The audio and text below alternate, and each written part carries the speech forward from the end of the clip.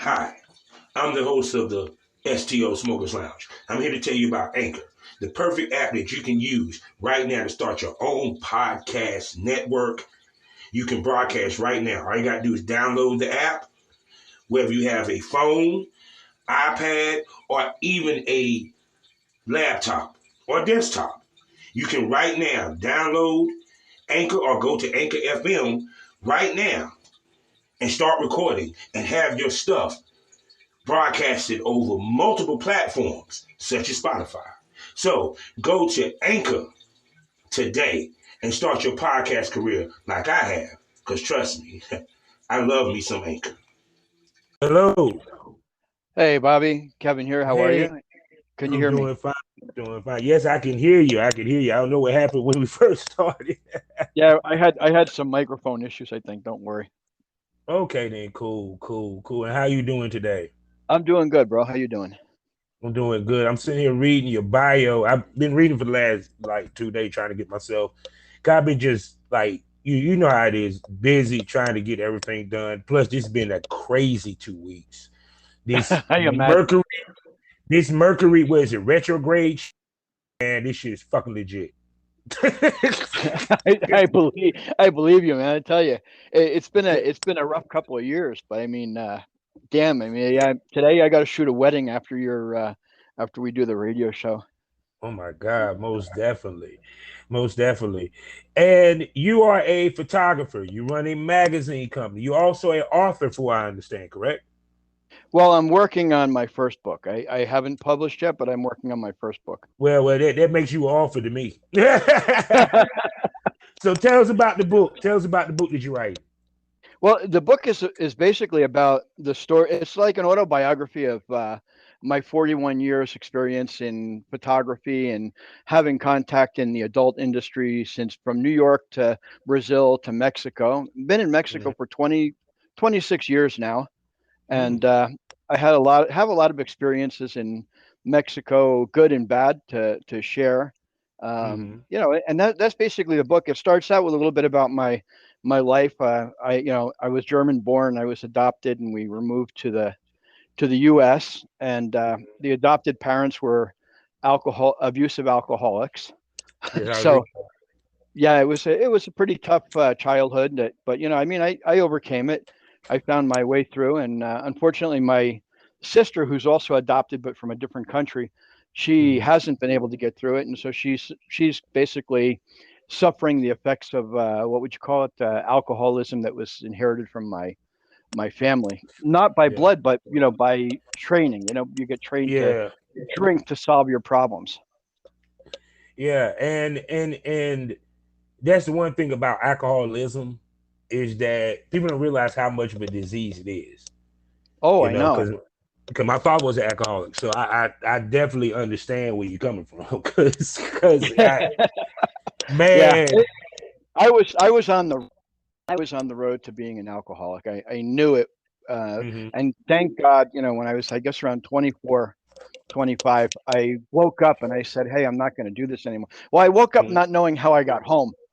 I hmm was at a party and for a magazine, and I mean, we did a lot of drinking. We did a little bit of 420, and I don't remember how I got home. And then as hmm time went on, I had little flashbacks of hmm driving home on the interstate with one eye closed and my head out the window, trying to make sense out of the double solid line. hmm And that experience just like woke me up immediately. And I didn't touch a drop of alcohol for 10 years. mm. Well, shit. Well, you said, well, mine wasn't as dramatic. I just gradually just stopped drinking. I'm a smoker. I still do drink every now and then. It's more of an occasional drinker, but Yeah, I I do don't the never same thing. drink. Yeah, I don't drink to get drunk. Like shit. Here after 2 beers, I'm good. Exactly. It's like there's a reason. There's sometimes it's people just get drunk to forget, or they get drunk Yeah, to get on with something. But I mean, that's not the solution. The solution is to look for a real solution to the problem, and not alcohol or drugs. I mean, for that matter, yeah, whether you're eat, or whether you're yeah, you're doing a couple of hits on some coke or something. You don't want to. It's not the solution. yeah. Actually, it's supposed to be recreation, not to make yourself feel better about life or anything, because once you come down off the high, you still back to the same problems. Exactly. Yeah, so most definitely. So look, let me do these particulars so we can get this thing on the road, okay? Okay, let's go, bro. Hello, everybody. Welcome to the Smokers Lounge here on Anchor, the perfect app for anyone who's trying to start their own podcasting career. All you got to do is download the Anchor app onto your phone or go to anchor.fm and get a profile today and start podcasting. Monetize that podcast and get it distributed to all the major networks. And all this is for free. I am your host, Kevin Stolz, champ, aka the porn rap star. Y'all know what it is. Go to allmylinks.com to find my porn links, my social, as well as my mutual link. That's right. You can find me everywhere with one link at allmylinks.com/porn rap star. We're also sponsored by the Facebook of the LS community. You know what I'm talking about. lsworld.com. Go there today and start your journey or continue your journey to the life of the kinks. I'm talking about from BDSM to swinging to polyamorous, polygamy, you name it. Anything that's kink, that's the best place to go to get your shit started.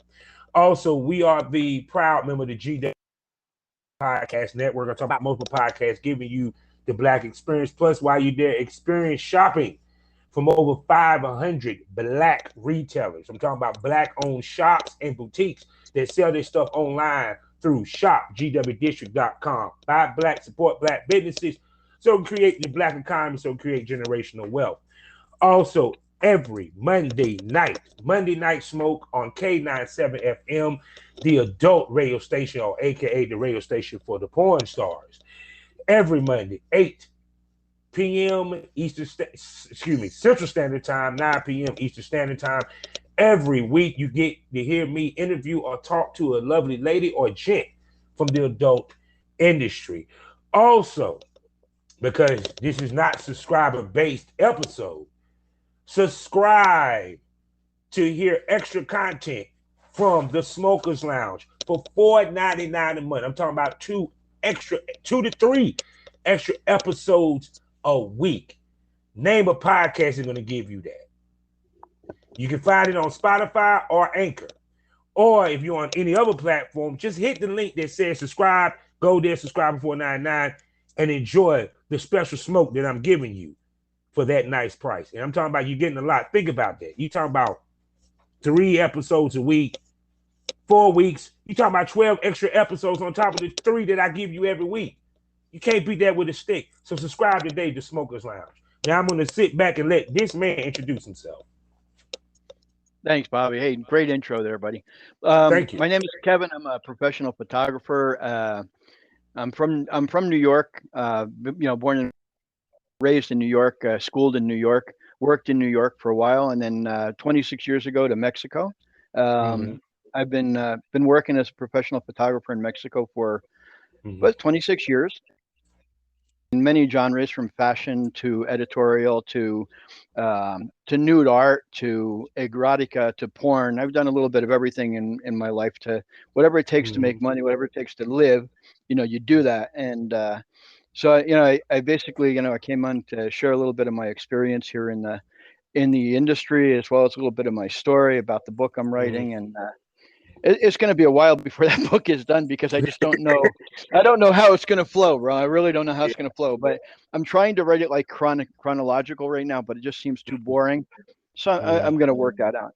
And then and how I got connected to starting a magazine. I mean, the magazine's been running now. It'll be 15 years in February. On February 16th, we'll celebrate 15 years online. Started out as a Thank you. Started out as a website magazine, similar to like the design of like CNN or something like that. Kind of had a news feed, a little bit of that, a little bit of this and a little bit of that. And I started it to help out the models and the escorts and the girls that were trying to get into porn, hot wives, swinger clubs and stuff like that. That was the whole start of it, because I had a lot of clients that were from different areas of the adult industry, whether it was from porn, because porn in Mexico was really virgin back in 2007. There were no real porn producers here or anything. And the escort business was probably the largest part of my business, photographing the girls so that they could upload their content to, escort websites and stuff like that. That was probably the biggest.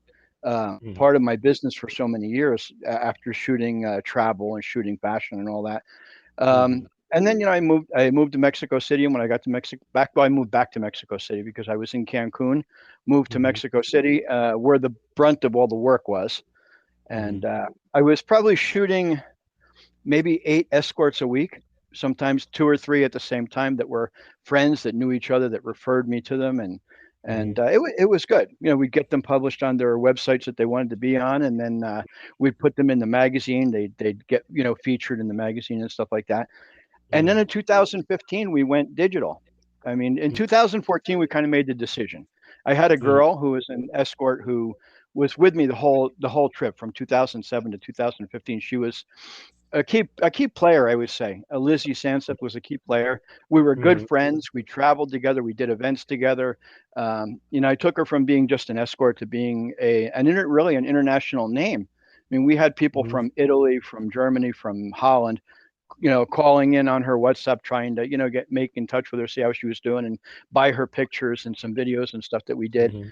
And she stayed with me all the way through. And so in 2014, we decided to take it to a digital publicist and start publishing the magazine for free on a free publicist. And that's where we started on issuu.com as a free publication.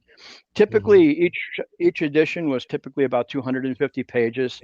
And our new publisher calls it a photo magazine because we don't have all those articles and stuff like that, embedded in there, and you get maybe 12 or 13 pictures, and then everything else is writing about stuff, and some stuff that, people don't really give a shit about. They don't buy Playboy to read about the new Mercedes that's coming out. I don't care what anybody says. Nobody buys it for the articles. I didn't.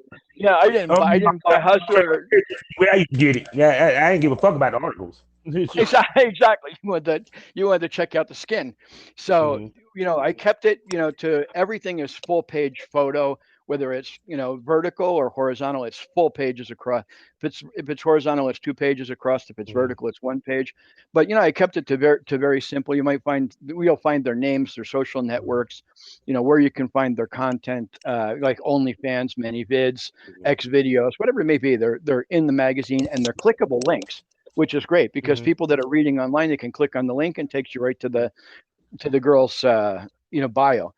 So it was pretty neat idea. And then last year, 2020, with the pandemic and everything, everybody was encouraging me to go to a paid publicist. Look for a paid publicist. So I hooked up with Skin Mag from Hustler. They're in the Czech. They're actually in the Czech Republic. And so I started publishing with them, and we started selling through them.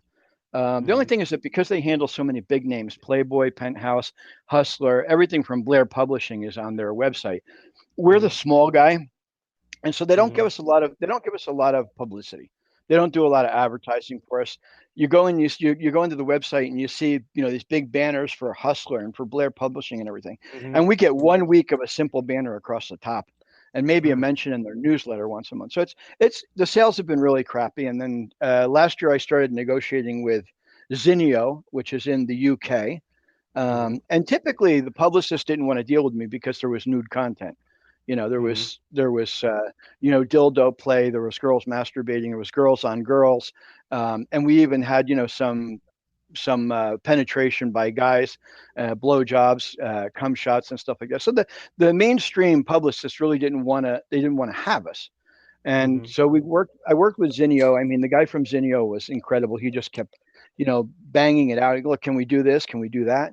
And I got up with them, and the sales have been really good. I mean, they sell by iTunes, they sell by Google Play, they sell in all the major bookstores. So we have a lot of exposure from them. Although we don't get any front page publicity because it is an adult, publication. So you got to go in the adult area, and again, we're next to Playboy and Penthouse and Hustler and the rest of the mainstream porn magazines, which is really why also I changed the format a little bit.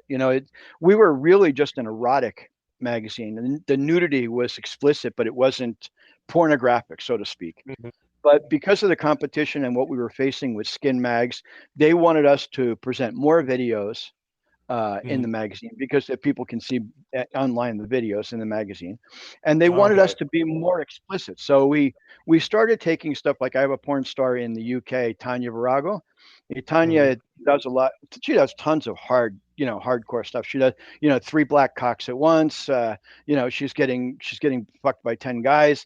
So I mean, she's really not, for the mainstream area. So I try to tone it down a little bit for one magazine and tone it up for the other one. And right now I'm just trying to make a decision whether I'm going to continue with Skin Mags or not, because it's just, there's not enough money there to keep floating. And on Zinio, if I focus my energies on Zinio, we don't have an explicit cover on Zinio. We have the same cover as Skin Mags, but we have the girl with her lingerie on, or with with something on that covers her. It's a nice photo, but not what you expect to find on a Skin magazine. And then the inside isn't toned down. Everything inside is as explicit as you would find on the other one. And the sales have been good. I mean, we've been happy with that. And now we're looking at next year, if the sales continue to grow, we grew 100% from June to July, and then 100% from July to August. So the September stats I'll get the end of October, and I'll have an idea how we're doing. If we continue to grow, I'll do a monthly publication starting in 2022. The January edition will be one of 12 instead of one of 6. And then we do special editions. We have a inked girls edition for girls with tattoos, because over my years here in Mexico in particular, 90% of my models are tattooed. They're inked. Yeah, because I wanted to ask you about the porn scene in Mexico. What does it look like? Well, I tell you, I was more embedded in it in 2015 because I was being invited by all the porn producers to work with them, but nobody wanted to pay money. Everybody just wanted to pay commissions. So, and you were like, okay, who's paying for this shit? Nobody's paying for it. Nobody's paying for this shit. So, why would I take a chance? And then, so at the time, there were probably 3 mainstream porn producers, none of which were, good porn producers. The porn was, but there is one who's leading right now, and he's the guy that does that Sex Expo here in Mexico as well. And he's improved. He's bought a lot of equipment. He used to borrow a lot of my shit, and now he has his own equipment. I don't get invited anymore because he's doing his own thing, and he's making 40 grand every 2 weeks in sales, but no sales in Mexico because Mexicans don't buy porn. Nobody in Mexico does. When you said the Mexican porn scene, I was like, I didn't know that even existed. It does, because all the girls from Mexico that want to do porn, they come to the United States. Not all of them, because not all of them are able to get a visa. Here in Mexico, what happens a lot of times, and not just Mexican girls. I mean, I have a lot of Venezuelan girls who want to come to Mexico and do porn, but they can't even get a visa for Mexico, let alone for the U.S. And I mean, and they're absolutely gorgeous girls. I have a girl that was the cover of our inked girls edition this year. She was the cover, and she's a fitness model. She's incredibly pretty. She's incredibly sexy body. She's all inked up. She doesn't do mainstream porn, but she wanted to come to the U.S. with me, and I'm talking about Andrina. Okay, then I got you. I'm looking now. Yeah, she wanted to come to the U.S. and do like events and things like that, but she doesn't do. She's not into porn yet, because here in Mexico, you know what they pay for a porn scene? Typically in Mexico, you'll get $300. But there's a lot of girls here that they're hot wives, they're escorts, they're in different areas of other areas of adult porn, and they want to try it, so they don't charge anything. And so what happens is the producer got used to not paying the girls. So I brought a girl from Russia, from Siberia in Russia, and she did 2 scenes with them, and I got her $600 a scene, which was for Mexico that was good. Yeah, I mean, I was pushing for 1,000, but and she was an experienced porn star from Russia. She had done a lot of scenes with legal porn, and she had worked with a porn producer in Colombia as well. So she was experienced, and she appears in the magazine as well. And that was my only good experience with the porn industry. And then there was another guy who came in and American guy, tried to come into the porn industry in Mexico because he was handling the big guy. He was handling all the publicity for the big guy. So he dubbed himself, "Hey, I'm going to do porn," and he bought himself a little camera, and he started shooting girls and buying old videos from other porn companies that were no longer, they were like 360 videos. Yeah. And so, so he started publishing that, and he was hoping to get money out of that. I took one of my girls that was living with me to him to shoot. And I mean, she wasn't anything spectacular, but she was very interested in the porn industry. And she went and she filmed with him. They paid her 3,000 pesos, which is $150. And they did photos and they did a video. And the porn star, the guy, didn't show up. So there was this cop that was hanging. They got him to do the scene with her, and I mean, he couldn't get it up. He couldn't get it up, and it was nothing special. And it was just when they put it online. I was handling her career at the time, and when they put it online, I said, "Hey, you got to take that down. There's no way I want that on the internet. It looks horrible." So so they ended up taking it down. Yeah, because it seemed like to me that the Mexican porn community is starting. And usually when it's the start of a community, it's going to be some amateur. It's going to be shit that ain't going to look as good or as polished, period. Yeah. With your photography, because you say you do shoot for a lot of the girls, the sex workers in Mexico. How much work do you get from them? Well, I used to get a lot. I haven't worked since 2018. Literally in the porn industry, literally in the adult industry. I've been really out of it. In 2019, let's say, I shot my last scenes at an exclusive location that a friend of mine that's a cinema producer has outside of Mexico City. I took a couple of girls up there, and we did some shoots there on horseback. We did some shoots there in a ghost town. We did some shoots on horseback in a cowboy town there, in an old West style town. And that was the last thing I did, and I had a stroke after that. So I was kind of we came back on the 16th of September, and with 2 weeks after that, 3 weeks after that, I had a stroke. Didn't know it was a stroke. I was trying to shake it off, and eventually found out that I had a migraine. And so I started on my recovery, started on medication and working out hard, running and stuff, trying to get my equilibrium back. I lost some use of my left side. My fingers weren't working on the computer. So I didn't think it was a good time to be booking people. Yeah. And then on Christmas Eve, I had a heart attack. So I was like a couple more months of out of the business. And then all of a sudden, pandemic hit. So after that, it was just 2020 was dead, literally dead. So I had a lot of photographers from around the world that were contributing. And I fortunately also had a lot of models from around the world, the cam model industry and OnlyFans, that were contributing content as well. And then again, now this year I started back up with my own stuff, but I'm getting out of Mexico. I'm going to be moving back to the US because the money's just not here anymore. I mean, when I was making a shitload of money, I mean, I was shooting 7 days a week, sometimes shooting 30 models a week. And so it was shooting at the same time lingerie catalogs from people also in the adult industry that I met at the sex show. I was doing sex toys, I was doing lingerie, I was doing clothing, underwear commercials and stuff like that. So, I mean, the business was good all the way through until things went bad in 2019. Yeah. Pandemic changed a whole lot of shit. And I moved out of the city. I'm up in the mountains now in a little cabin up here with I have a studio that I share with a wedding planner. So I shoot local stuff in the studio. She keeps all of her stock and her inventory there. So for decoration, and she's who I'm shooting for today and after this interview.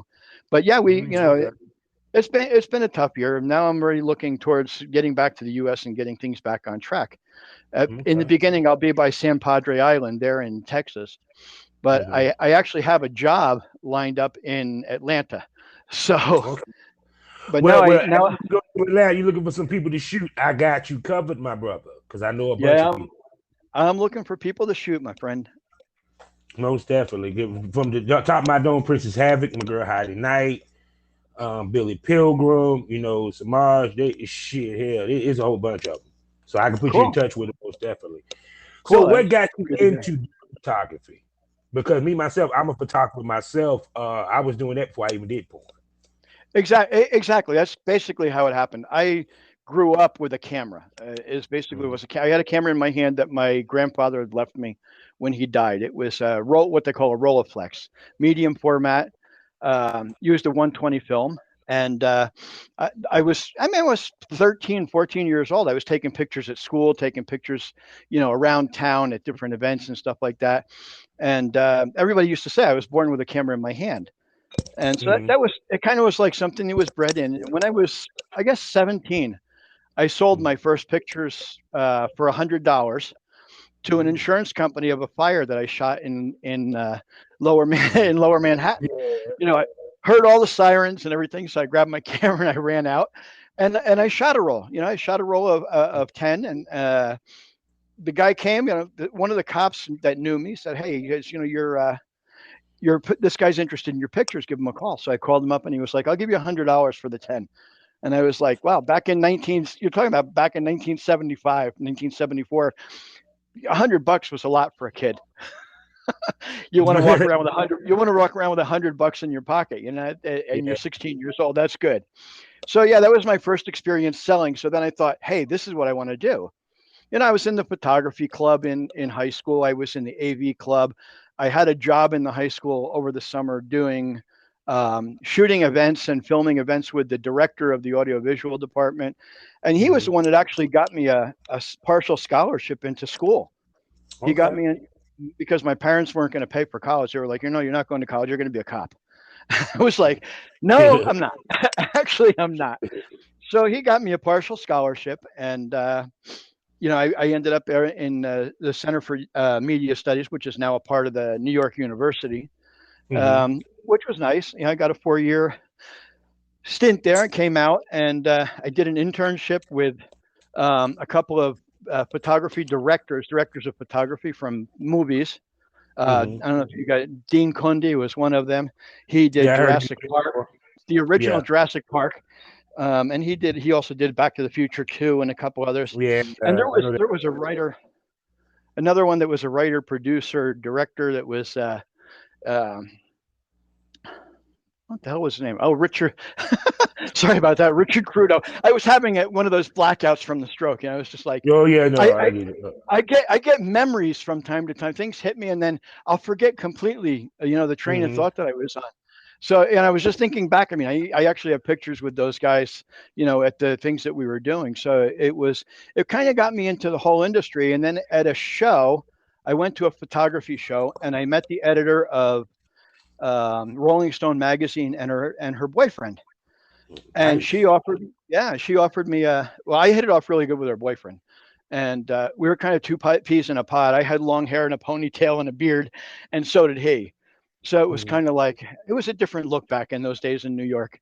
Yeah. You got to try to imagine the late '70s, early '80s in New York City. The Yeah, mafia controlled everything. because I know that you was there when porn really started to pop off in the New York atmosphere back Yep, then. yeah, it was. Yeah, it was just and it was still being sold on VHS, and you were still going to the The sex shop. theaters, Yep, yeah, and the sex shops, yep, yeah. you were there on 42nd Street. You would go in, and they had peep shows. I mean, Mhm. and today in Mexico, we have peep shows, and we have Mhm. live sex acts going on in cabins. Mhm.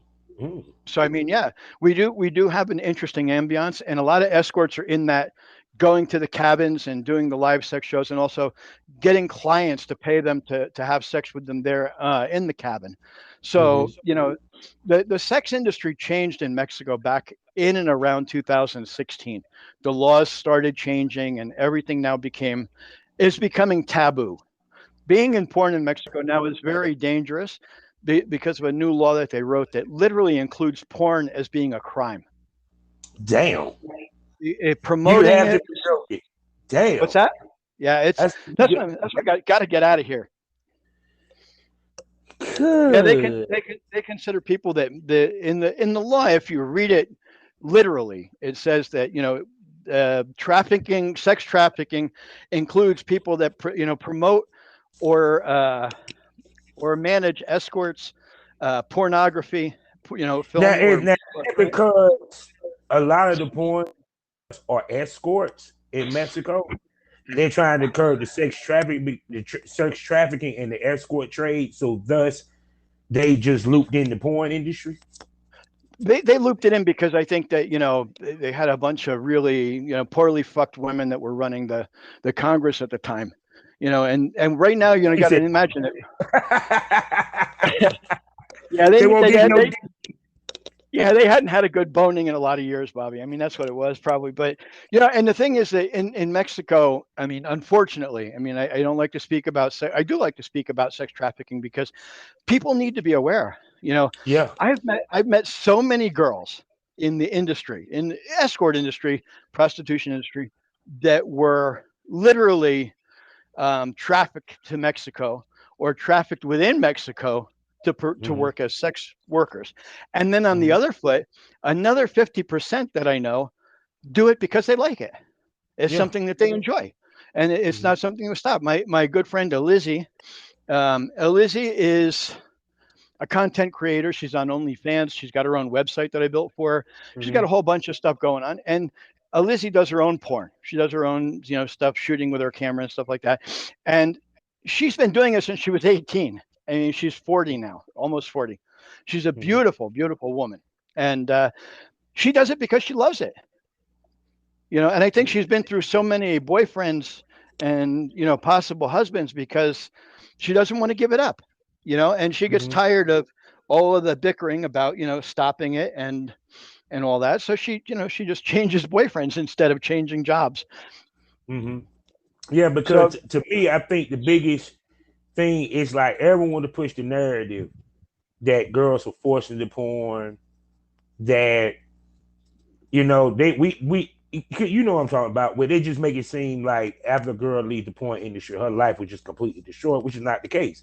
A lot of these girls enjoy doing this business and make a career of it and retire from it.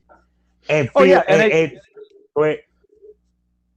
And I think that you have to note that there's a big difference between the porn industry and the escort industry. I mean, there is a big difference because what happens is that in the porn industry, you've got mainstream porn stars, you've got new and upcoming porn stars, and then you have the escorts.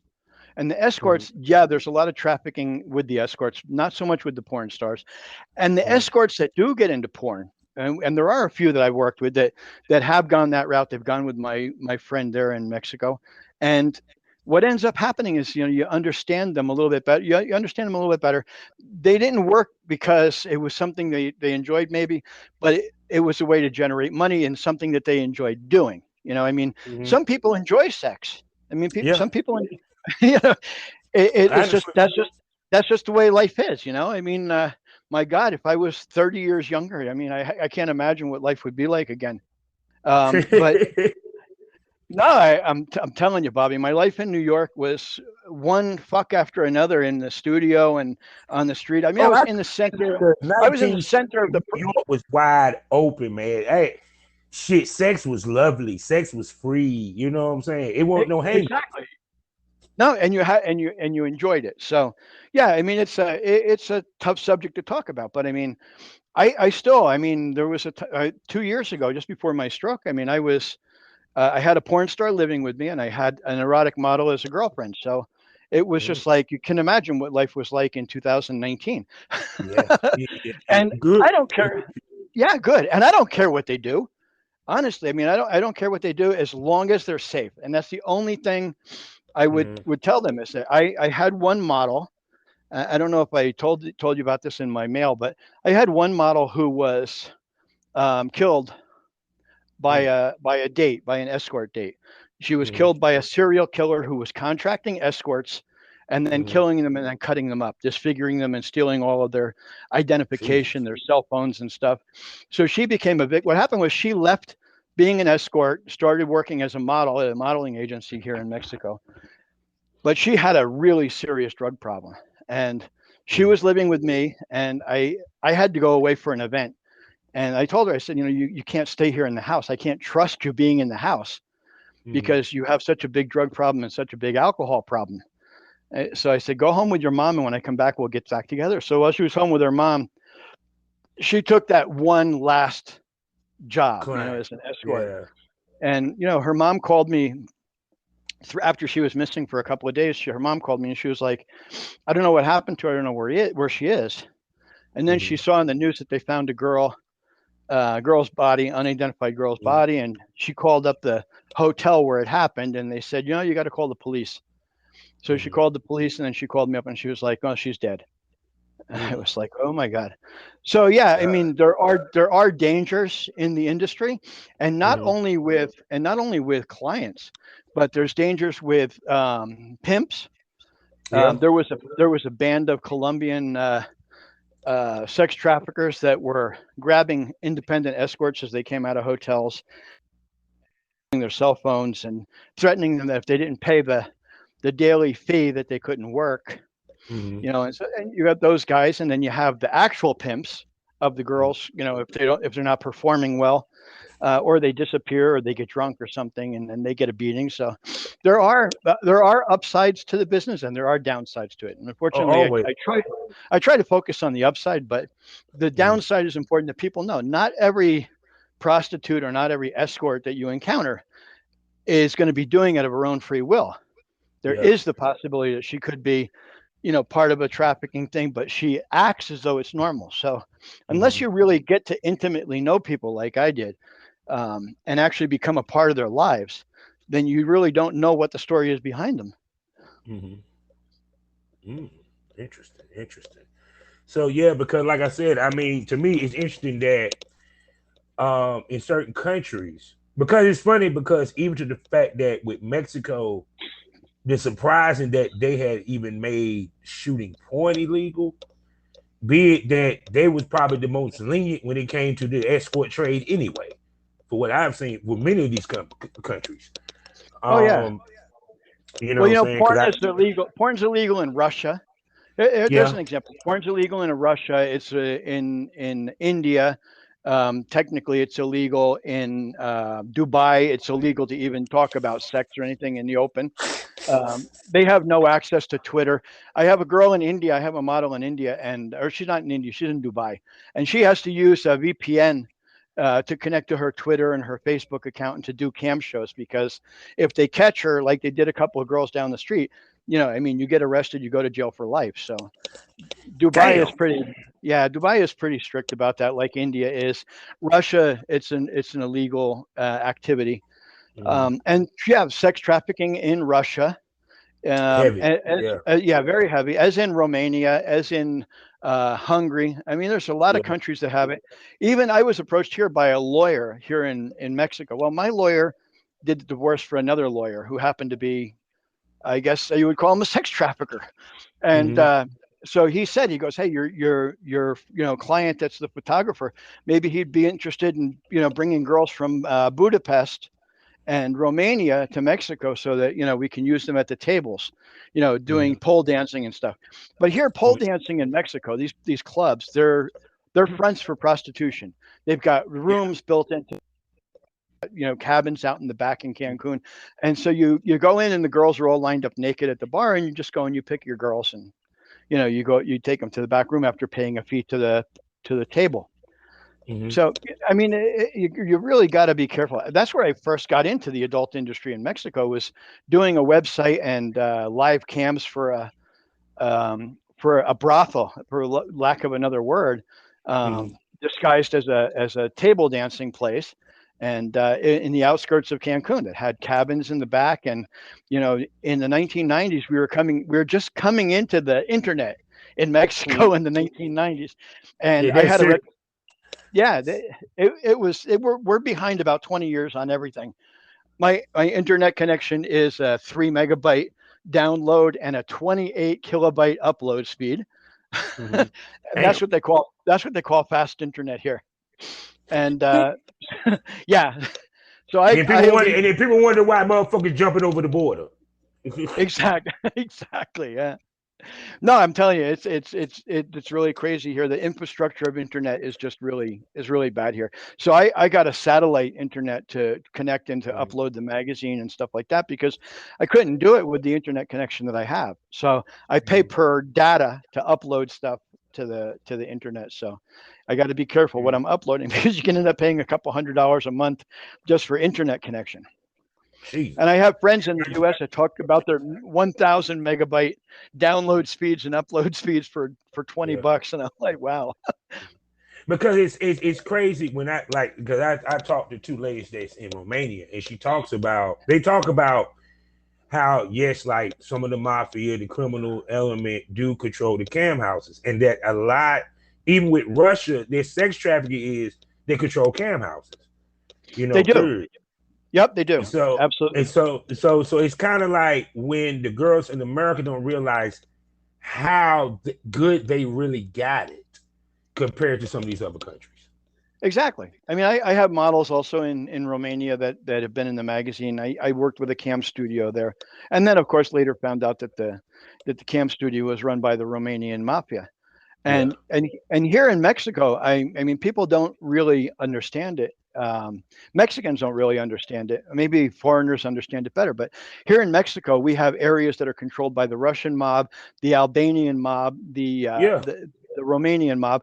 Just recently, like 3 months ago, we had a shootout in one of the big malls here where the Mexican mafia ended up shooting down a couple of the Romanian mafia guys. So I mean, it was really interesting, and there was also an Israeli, what do you call it, Mossad guy that was Uh-huh. present as well. So in Mexico, we have the FBI, we have the Mossad, we have what's today, I don't know what they call it now, but it was called the Russian KGB. We Mhm. have all of that here in Mexico. They're all here, and Interpol is here as well. And Interpol took. Yeah, because them cartels is got dang is big in Mexico, strong. Oh yeah, I live right in the heart of the right in the heart of the cartel country, because it's the least expensive place to live right now. You can Mhm. rent a mansion here for less than $2,000 a month. Damn. Yeah, I mean, I had that in 2017. I had a friend that rented me his mansion. I was paying $1,200, and it had 6 bedrooms, that 3 that were suites, giant kitchen, living room, dining room, patio, 2-story swimming pool, jacuzzis. I mean, I had everything. I was shooting girls every day there. But then, Mhm. he ended up selling the place because he wasn't. He said, "I'm never coming back there again." He Mhm. said, every time I come there, they want to kidnap me." And he was American, obviously. He wasn't a Yeah. Mexican guy. He was an American guy from Michigan, and he used to drive down, and that's dangerous. Yeah. Driving across the border now and trying to get to Mexico City or get into the central Mexico area is dangerous now. The cartels set up roadblocks dressed as military, and they stop the people, and if they like your car, they take it. Not you, but they take it. And if Mhm. they see girls, they take the girls. So I mean, it's like every time now I see on the news or on Twitter feed or something that the girl's missing, a girl disappeared from such and such a place, automatically my mind goes to, oh my God, are we going to find her dead, or are we going to find her working as an escort? You know, Mhm.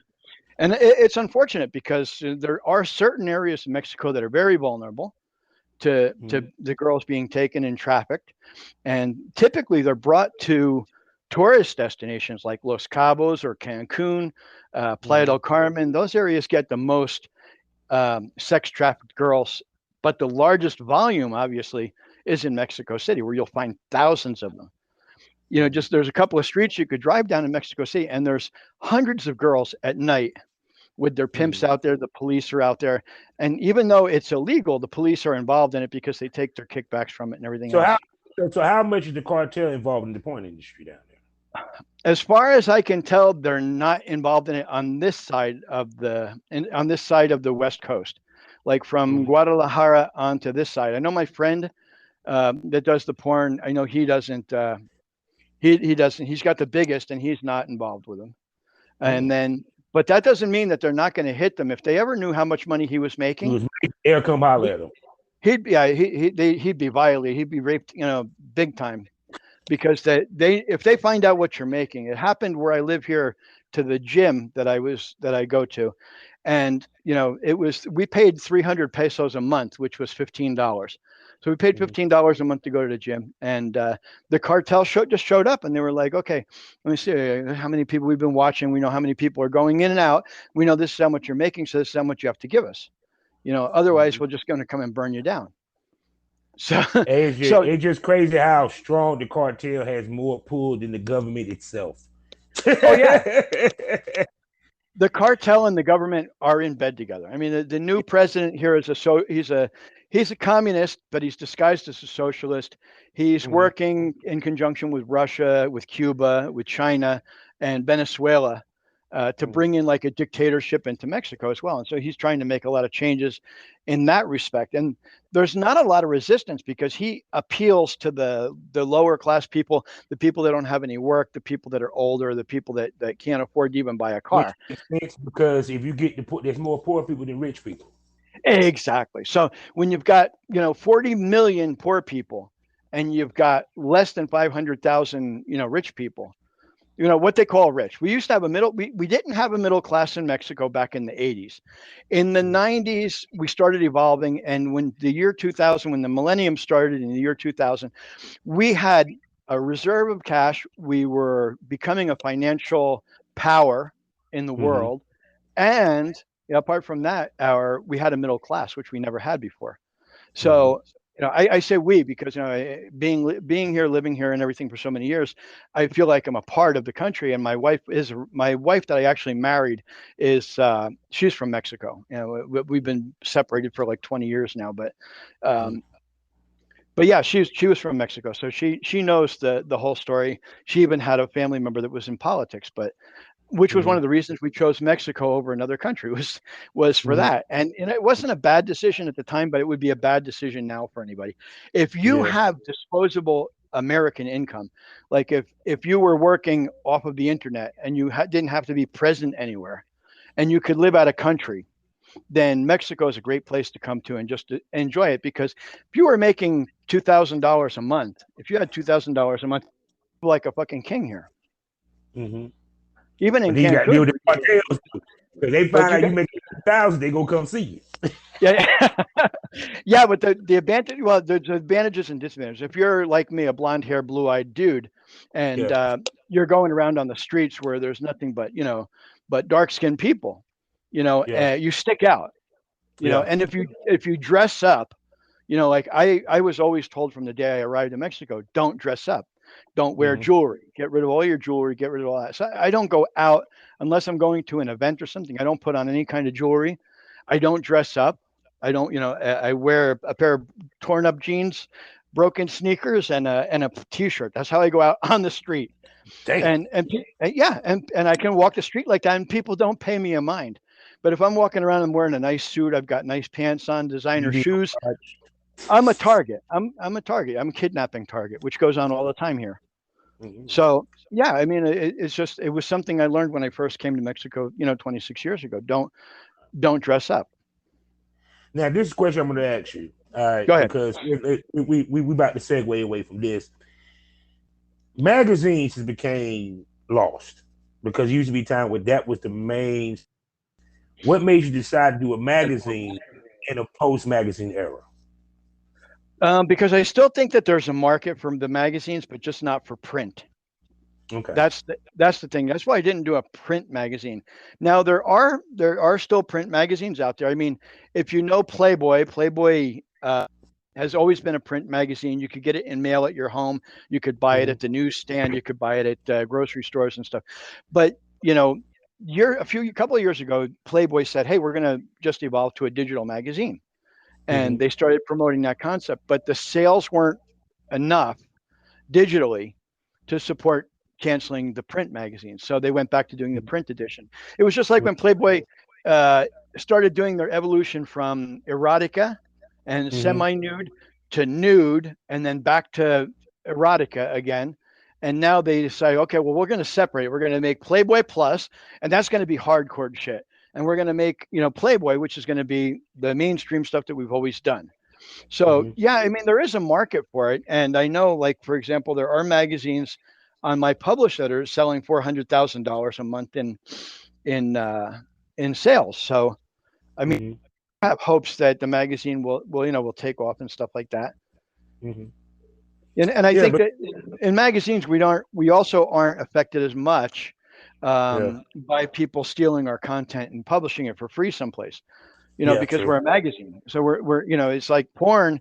People, pay, they get a subscription, they download a whole bunch of shit from your website, and the next thing you know, all of your full videos are on X videos. Mm-hmm. Pornhub don't allow it anymore, but X videos still Oh, does. It's the X biggest. videos don't. X videos about to stop that too. Well, I hope Because they I'm on. do because Because the reason and why I'm and not saying only the reason why I said that because now they done kicked off people unless you actually signed up for their program, they kicked you off, and now they also starting to offer clip sales as well as membership oh, okay. of the premium. So Oh, that the red, yeah. yeah, in the red. Because I was telling people the days of you just posting a video online on these sites are over because of MasterCard and Visa really which not even they were clamping down. It was the sites themselves decided to clamp down because they don't want to go at odds with MasterCard and Visa anymore. Well, of course, yeah. And everybody in the adult industry started battling with Mastercard and Visa recently again, like OnlyFans was going to shut down adult content because they said Mastercard and Visa's regulations and stuff were going to be a problem. So, Mm-hmm. Yeah. And see, too, also, these companies are moving towards more of a live camera base, less oh, of content course, base. I'm yeah. starting to notice that And too. and I think one of the problems is, like, in particular, I've seen it on ChatterBait, not so much on, for example, Live Jasmine or Strip Chat, but on ChatterBait, you see the people that do the cam that sign up for the cam shows, and they record the show, and then they post it on X videos. Mm-hmm. So that's just not good. Yeah.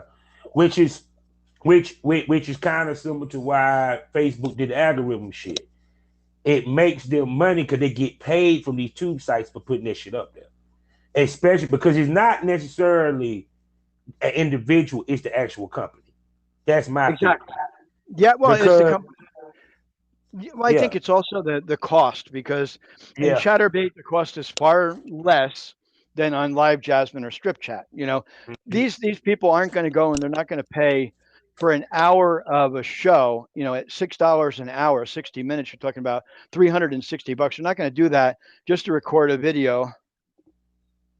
Mhm. And post it for free on X videos. Yeah. So with your erotic mag, you said you had video with it, correct? In Skin Mag we can upload video, but in Okay, Zinio we can't. okay then. So with the videos, which is interesting because like you said, it be it that it's part of the skin mag, which I don't think people can really download the videos nowhere, correct?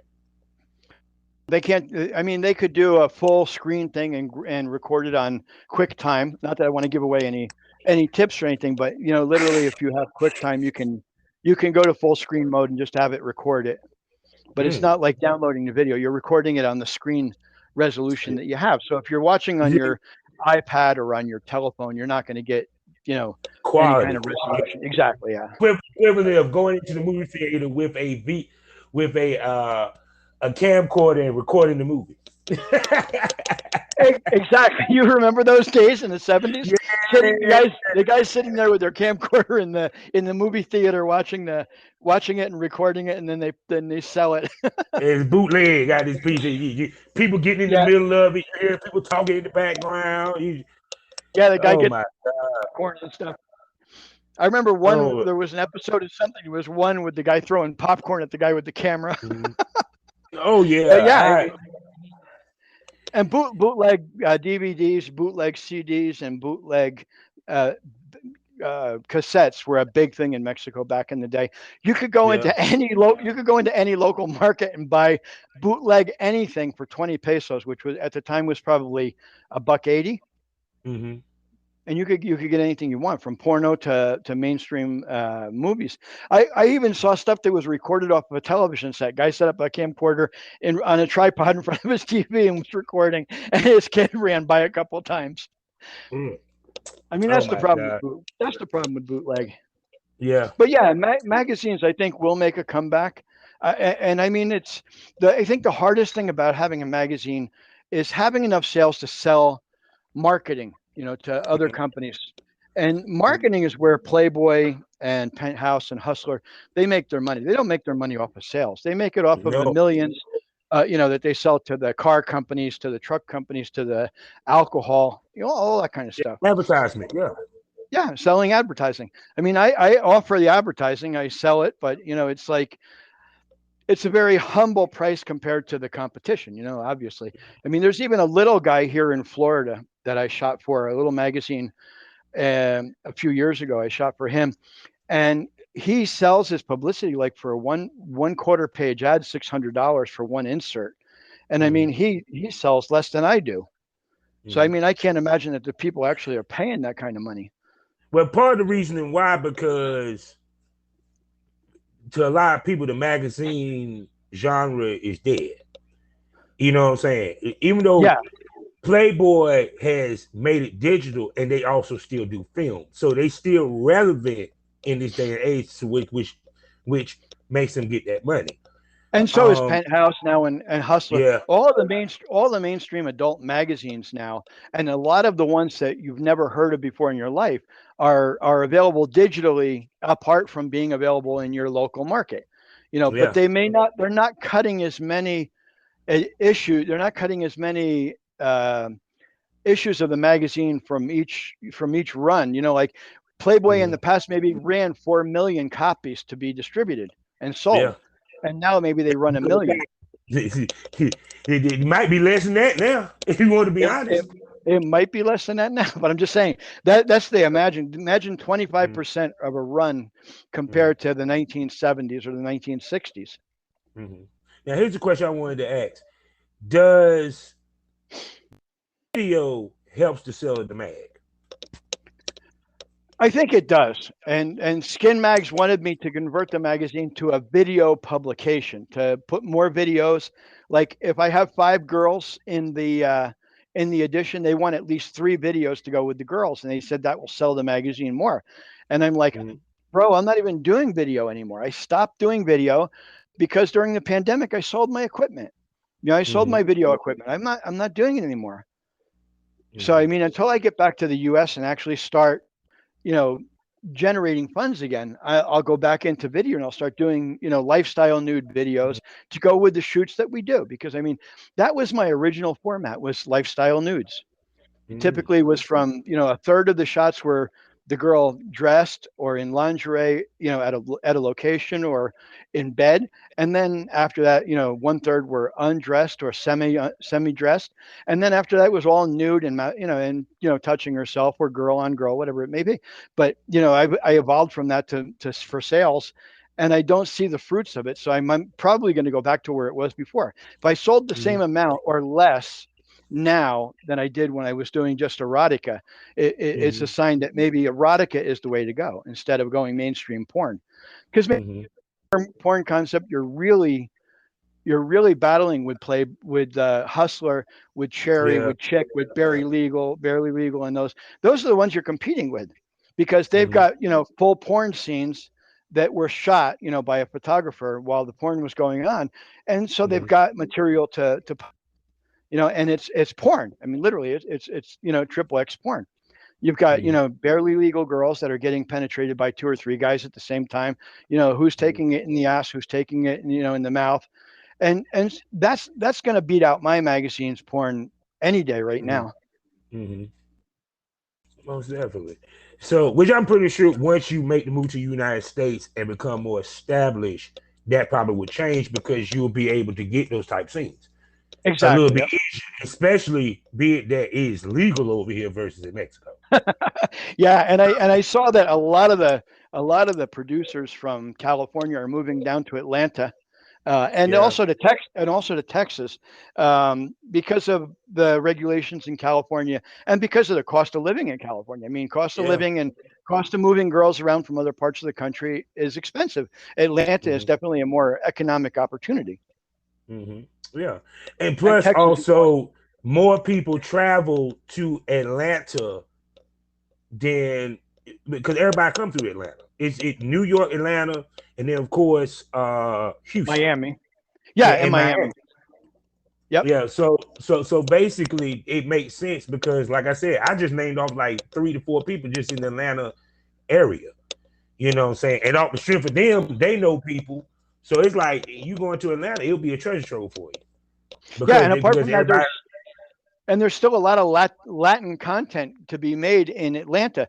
I've already yeah. been in contact with a bunch of girls from Venezuela, girls from Mexico, from Brazil. I mean, there's a very large Latino community in Mm. Atlanta, and but the two areas that I really wanted to focus on. I mean, what I haven't had in the magazine as of yet is a girl of color, other than Yeah, Latin, to bring that up. Go ahead. and I'm missing the girls of color. I mean, I've offered it to a couple, but nobody were takers. We did have a couple of girls here in Mexico that were Mm. visiting, and they came for the expo show and stuff, but they didn't want to. They wanted big money up front to do the shoot, and I just wasn't doing my model. Oh But no. just as a side note, my models don't get paid for doing the shoot up front. They get a part of the sales each month for 2 years. So Mm-hmm. every time we sell their issue of the magazine, they get a 10% share of that money for 2 years. We Well, found see, that some of after the people that I know that are black, they wouldn't mind doing the mag because they know the exposure they would bring. exactly, Yeah, and apart from the you know, fact that we yeah. promote it big time on Twitter, we promote it on Facebook, we promote it on Instagram, but obviously not explicit content on Facebook and Instagram. And we also work with big promoters on Twitter, with big influencers that have a million and a half followers, and they drop it into their groups. And so the promotion is big. I had this girl, Andrina, that was in the Inked Girls edition. She had Yeah. 163,000 followers. Mm-hmm. And when we finished the first month of the magazine, she was at 185,000.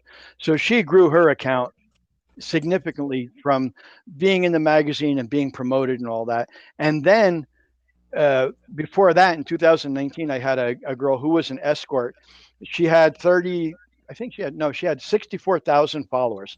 And when Mm-hmm. we finished doing her issue, I shot her and another girl at a special location. When we got Mm-hmm. done, she had 102,000 followers. Mm-hmm.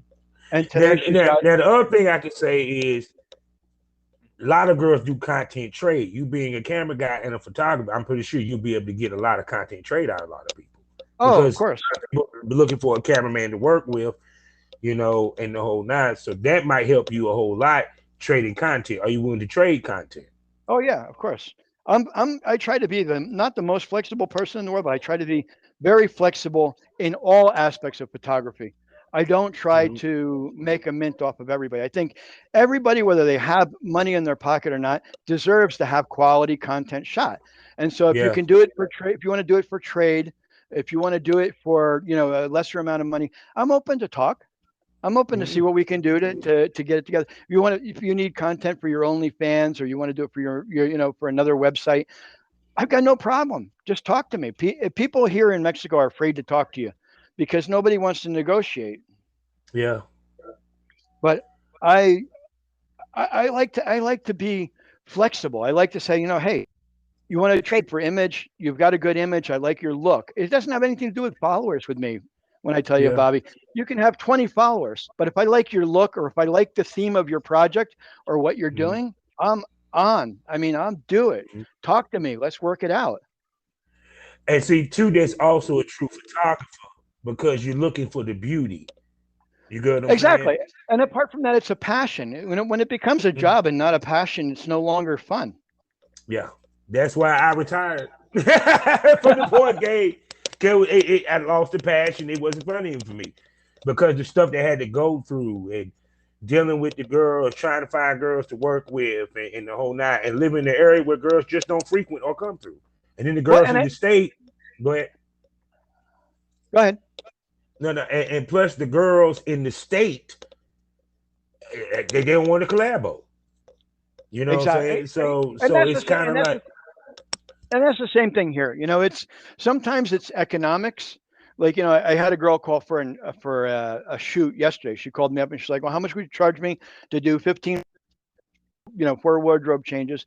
I said, "Look, I'll shoot you a really good deal." Yeah, and she was an escort, obviously. So I was like, I'll shoot you a good deal. You come here to my studio, and I'll do it for you for $85.